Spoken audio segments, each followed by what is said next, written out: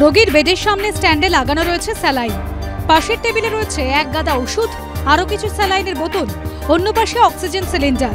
এক নজরে দেখলে মনে হবে কোনো সরকারি হাসপাতালের ছবি, কিন্তু ভুল ভাঙবে কোনায় রাখা সরস্বতীর মূর্তি দেখে। আসলে এ ছবি কাঁকুরগাছি সরস্বতী পুজোর মণ্ডপে। সম্প্রতি মেদিনীপুর মেডিকেল কলেজে এক প্রসূতির মৃত্যু হয়। আশঙ্কাজনক হয়ে পড়েন আরো কয়েকজন। নেপথ্যে নিষিদ্ধ স্যালাইন ব্যবহারের অভিযোগ ওঠে। জানি রাজ্য জুড়ে তোলপাড় শুরু হয়। কাঁকুরগাছির এই সরস্বতী পুজোর মণ্ডপে সেই ঘটনাকেই ফুটিয়ে তোলা হয়েছে। বেডে পড়ে রয়েছে প্রতীকী মৃতদেহ, হাতে গোঁজা রয়েছে স্যালাইন, আর ওপরে পোস্টারে লেখা স্বাস্থ্যমন্ত্রীর উপহার ২০ স্যালাইন। দুর্গাপুজোয় থিম হয়েছিল আরজি করের নির্যাতিতার প্রসঙ্গ, আর সরস্বতী পুজোর থিম স্যালাইন কাণ্ড। সেই স্যালাইন কাণ্ডের ওপরেই সরস্বতী পুজোর মণ্ডপ সাজিয়েছেন নিহত বিজেপি কর্মী অভিজিৎ সরকারের দাদা বিশ্বজিৎ সরকার। ইতিমধ্যেই ঘটনায় লেগেছে রাজনৈতিক রং, কারণ বর্তমানে এই সরস্বতী পুজোর অন্যতম উদ্যোক্তা কাঁকুরগাছে নিহত বিজেপি কর্মী অভিজিৎ সরকারের দাদা বিশ্বজিৎ সরকার। 2021 সালের 2রা মে বিধানসভা ভোটের ফল ঘোষণার দিন বিজেপি কর্মী অভিজিৎ সরকারকে খুনের অভিযোগ ওঠে তৃণমূলের বিরুদ্ধে। দাদা বিশ্বজিৎ বলছেন তার ভাইয়ের হাতেই শুরু হয়েছিল কাঁকুরগাছির এই সরস্বতী পুজো।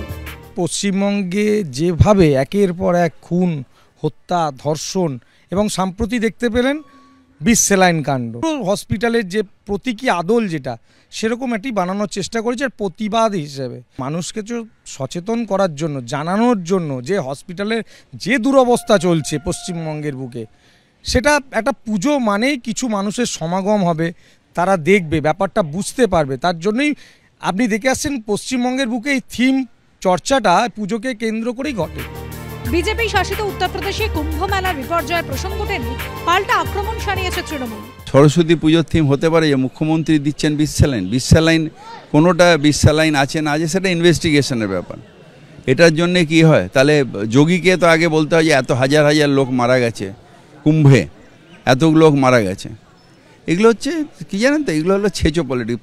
ওটা একটা তৈরি করে সরস্বতী পুজোতে বিজেপির যারা সমর্থক হয়তো ২-৪ জন তাদের আনন্দ দেবে, বাংলার মানুষ আনন্দ পায় না। সব মিলে কাঁকুরগাছির এই পুজো মণ্ডপ ঘিরে তুঙ্গে রাজনৈতিক তরজা। অর্ণব মুখোপাধ্যায়ের রিপোর্ট, এবিপি আনন্দ, কলকাতা।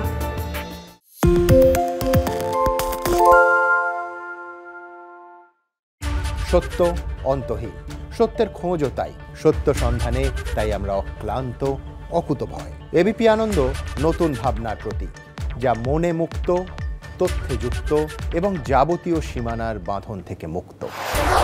সীমা না শব্দটির মধ্যে লুকিয়ে আছে মানা শব্দটি, যেন চোখ রাঙানি এক অদৃশ্য বেড়াজাল, যা আটকে রাখে আমাদের এক ছোট্ট গণ্ডির মধ্যে।